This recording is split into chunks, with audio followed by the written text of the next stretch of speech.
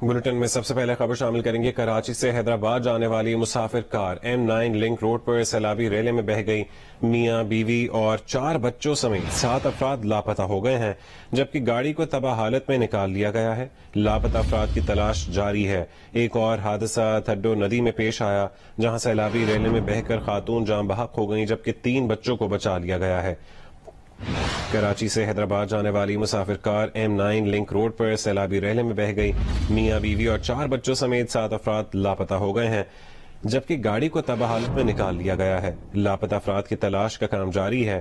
ایک اور حادثہ تھڈو ندی میں پیش آیا، جہاں سیلابی ریلے میں بہہ کر خاتون جاں بحق ہو گئیں، جبکہ 3 بچوں کو بچا لیا گیا ہے۔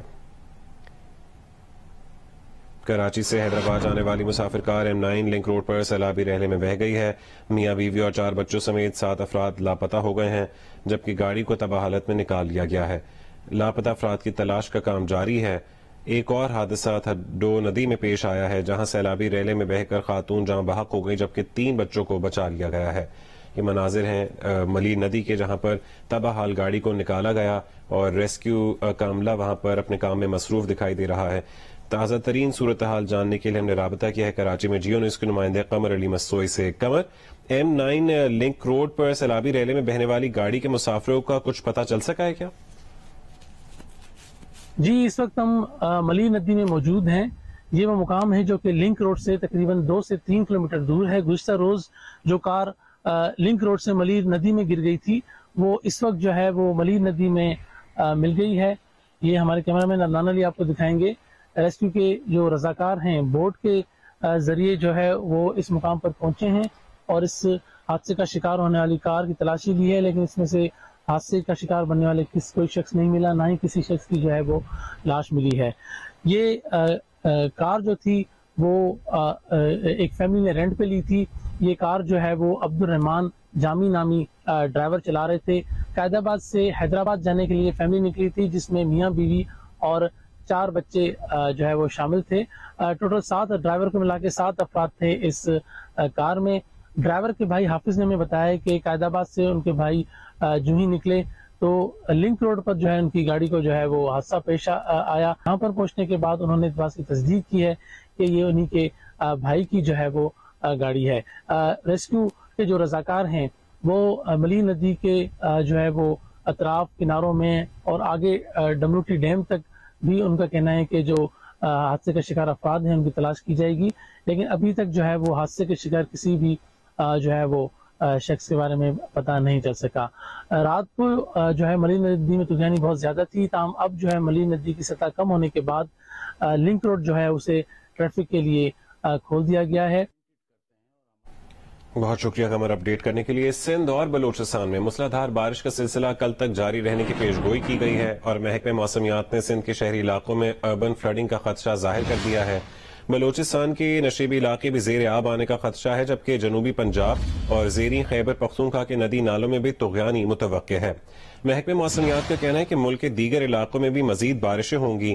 کراچی، حیدرآباد اور ٹنڈولا یار سمیت سندھ کے مختلف شہروں میں وقفے سے بارش کا سلسلہ اب بھی جاری ہے۔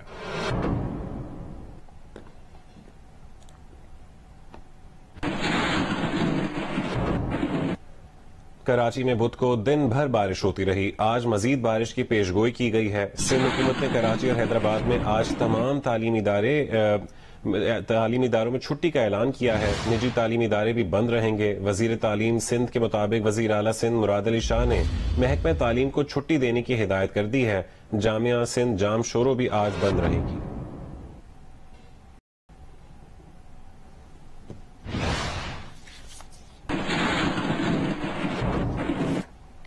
حیدرآباد میں گزشتہ شام سے تیز اور ہلکی بارش جاری ہے۔ شہر کے کئی علاقوں میں پانی موجود ہے، جبکہ متعدد علاقوں میں بجلی کی فراہمی معطل ہے۔ مزید تفصیل بتائیں گے جیو نیوز کے نمائندے قاضی شکیل۔ دیکھیں، کل شام سے جو بارش کا تیز سلسلہ شروع ہوا ہے وہ وقفے سے ابھی بھی جاری ہے۔ حیدرآباد میں کل شام سے اب تک 100 ملی میٹر کے لگ بھگ بارش ہو چکی ہے۔ حیدرآباد کے بیشتر علاقوں میں اس وقت پانی بھرا ہوا ہے۔ حیدرآباد کے دیگر علاقے جس میں حیدرآباد ٹنڈو ٹھوڑو میرپور روڈ، افندی ٹاؤن، اس کے علاوہ فقیر کا پیڑ ہے، اس کے علاوہ جو لطیف آباد نمبر 7 ہے، ویدت کالونی ہے، لطیف آباد نمبر 11 ہے، لطیف آباد نمبر 12 ہے اس کے علاوہ جو کیس قاسم آباد کے بیشتر علاقے ان میں بھی پانی کھڑا ہوا ہے، جس کی وجہ سے شہریوں کو مشکلات کا سامنا کرنا پڑا ہے۔ ٹھٹھہ شہر اور گرد و نواح میں ہونے والی موسلادھار بارش سے قومی شاہراہ سمیت شاہی بازار اور نشیبی علاقے زیر آب آ گئے ہیں۔ دکانوں میں کئی فٹ پانی داخل ہو گیا ہے۔ مزید تفصیل بتائیں گے جیو نیوز کے نمائندے شاہد صدیقی۔ ٹھٹھہ اور گرد و نواح کے علاقوں میں علل صبح سے جاری بارش کی نے اس وقت شدت اختیار کر دی ہے۔ ٹھٹھہ کے مختلف علاقے جن میں ٹھٹھہ، گھارو، دابے جی، جو چلیا، کینجر جھیل، سونڈا، چھتو چند سمیت جو مختلف ساحلی پٹی کے علاقے ہیں، وہاں پہ اس وقت انتہائی موسلادھار بارش شروع ہو گئی ہے، جس کے نتیجے میں تمام نشیبی علاقے جو ہے وہ زیر آب آ گئے ہیں۔ ٹھٹھہ کے شاہی بازار میں کئی فٹ پانی جو ہے وہ دکانوں کے اندر داخل ہو گیا ہے۔ یہاں پر لوگ اس وقت شدید پریشانی سے دوچار ہیں۔ ان کا یہ کہنا ہے کہ حکومت کی جانب سے پانی کی نکاسی کے لیے کوئی انتظامات نہیں کیے گئے ہیں۔ رحیم یار خان اور گرد و نواح میں 2 روز سے وقفے کے ساتھ تیز بارش جاری ہے۔ انڈر پاسز، گلی محلے، سڑکیں زیر آب آ گئی ہیں، جبکہ انتظامیہ کہیں نظر نہیں آ رہی۔ تفصیل بتائیں گے ملک اسلم۔ جنوبی پنجاب کے مختلف علاقوں سمیت ضلع رحیم یار خان میں بھی گزشتہ 2 روز سے بارش کا سلسلہ وقفے سے جاری ہے اور اس وقت بھی بارش جاری ہے، جبکہ نشیبی علاقے زیر آ گئے ہیں۔ اس کے علاوہ مختلف کالونیوں کے ساتھ ساتھ انڈر پاس مکمل طور پر پانی سے بھر گئے ہیں، جس کی وجہ سے لوگوں کی آمد و رفت معطل ہے، جبکہ شہریوں کا یہ کہنا ہے انتظامیہ دور تک بھی نظر نہیں آ رہی ہے، جس کی وجہ سے ان کی مشکلات میں مزید اضافہ ہو گیا ہے، جبکہ ضلع انتظامیہ کا کہنا ہے کہ بلدیہ کو احکامات کر دیے ہیں، جیسے ہی بارش رکے گی نکاسی آب کا نظام شروع ہو جائے گا۔ راجن پور، کوہ سلیمان کے پہاڑی علاقوں اور بلوچستان میں وقفے سے بارشوں کا سلسلہ جاری ہے۔ بارش سے برساتی ندی نالوں میں طغیانی آ گئی ہے۔ اپڈیٹ کریں گے الیاس رضا۔ جی، راجن پور شہر و گرد و نواح اور کوہ سلیمان میں کل سے وقفے سے بارش کا سلسلہ جاری ہے۔ بارش کبھی ہلکی ہو جاتی ہے، کبھی تیز ہو جاتی ہے۔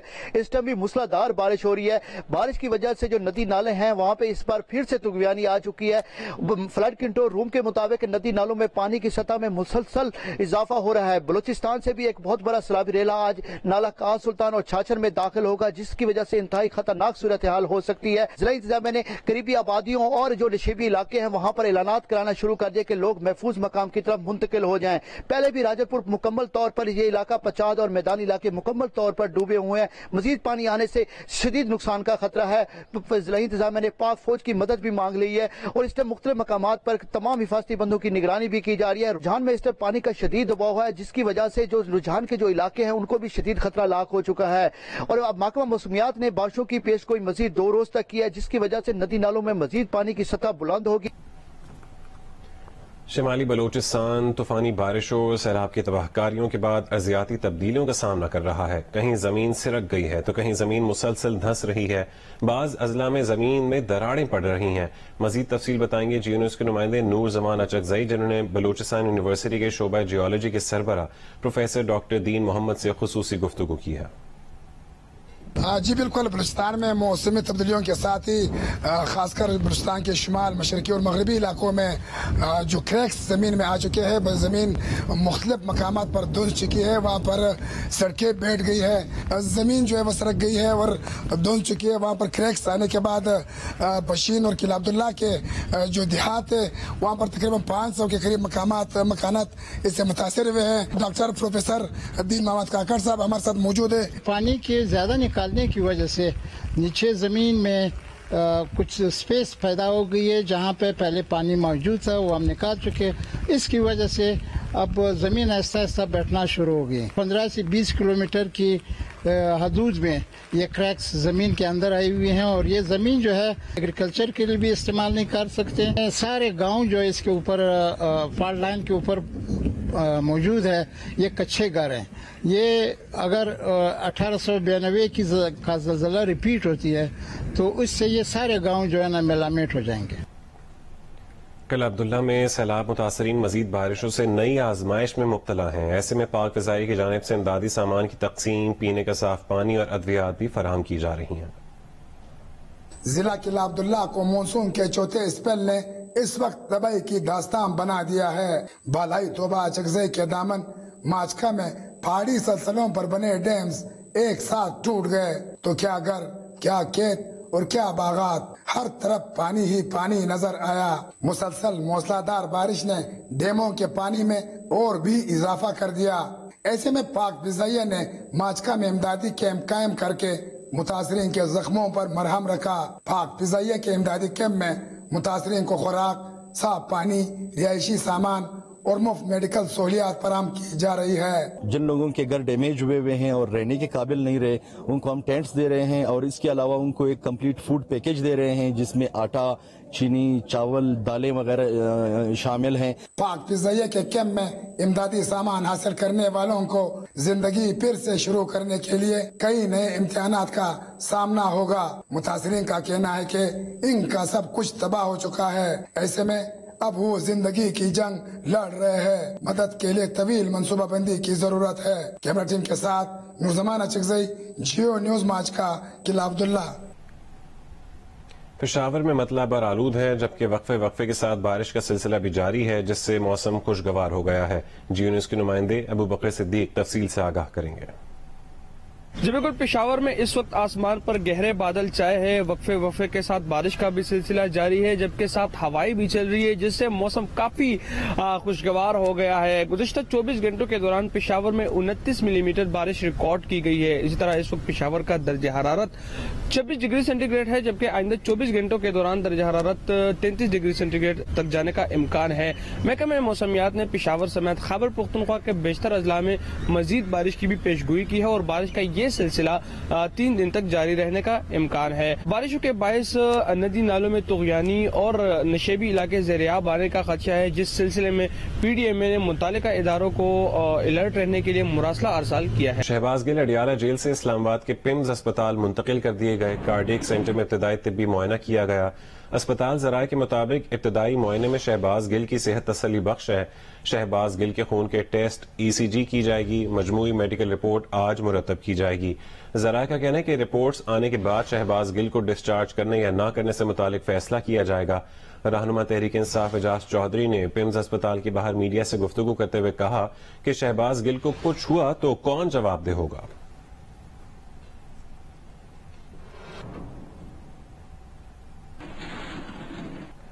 جنرل ضیاء الحق کے بیٹے اعجاز الحق نے جنرل اسلم بیگ پر اپنے والد جنرل ضیاء الحق کے طیارہ حادثے کی تفتیش دبانے کا الزام عائد کیا ہے، اور ان سے سوال کیا ہے کہ ISI کے افسران اور میجسٹریٹ کے سامنے بیان دینے والے اکرم آوان کی ویڈیو سابق army chief general Aslam Beg نے کہاں رکھی ہے۔ وہ اسلام آباد میں جیو نیوز کے نمائندے اعزاز سید سے خصوصی گفتگو کر رہے تھے۔ ذمہ دار تو بہت ہے جو کور اپ میں شامل تھے، جنہوں نے کرمنل انویسٹیگیشن ہی ہونے دی، جنہوں نے جسٹس شفیع الرحمان کی جو رپورٹ تھی اس کو سامنے نہیں لے کر آئے، جو کانگریس اور جو سیکریٹس ایکٹ کے بعد وہ جب پیریڈ ختم ہوا جو چیزیں سامنے آئیں اس کو اجاگر نہیں کیا، جنہوں نے یہ نہیں پوچھا کہ FBI کی ٹیم جسے 72 گھنٹے میں یہاں ہونا چاہیے تھا 10 ماہ بعد کیوں آئی، پوسٹ مارٹم نہیں ہونے دیے سوائے ہربرٹ واسم کے اور جن کو ایمبیسڈر ریفل کے، اس کے علاوہ کسی کا پوسٹ مارٹم نہیں ہونے دیا۔ پوسٹ مارٹم رکوایا گیا۔ امریکن اور US پاکستان ایئر فورس کی جو رپورٹ ہوئی جس کے 37 پیجز غلام صاحب خان نے نشر کیے، اس میں بائی پروسیس آف ایلیمنیشن یہ ثابت کر دیا تھا کہ یہ ٹیکنیکل فالٹ نہیں تھا، یہ سبوٹاژ تھا۔ اسلم بیگ صاحب صرف ایک بات کا جواب دے دیں کہ جو ISI کی انویسٹیگیشن ہو رہی تھی اکرم آوان کے بارے میں جو کہ ان کی کسٹڈی میں تھا، اس نے جو مجسٹریٹ کے سامنے حلفیہ بیان دیا تھا اس کی جو ویڈیو کی کاپی تھی وہ انہوں نے کہاں لے کے رکھی تھی، اور دوسرا یہ بتائیں کہ وہ اکرم عوام نے جو کچھ کہا تھا وہ سب کو بتا دیں تو سب پتہ لگ جائے۔ کسی جگہ کسی فورم پہ آپ نے آواز اٹھائی؟ آپ فیڈرل منسٹر بھی؟ ہر چیف آف آرمی سٹاف کو جو اس کے بعد آئے ہر کسی سے ریکویسٹ کی، آصف نواز سے کی، جنرل مشرف سے کی، جہانگیر کرامت صاحب سے کی، کوئی ایسا چیف آف آرمی سٹاف نہیں ہے جس کے آگے ہم نے ریکویسٹ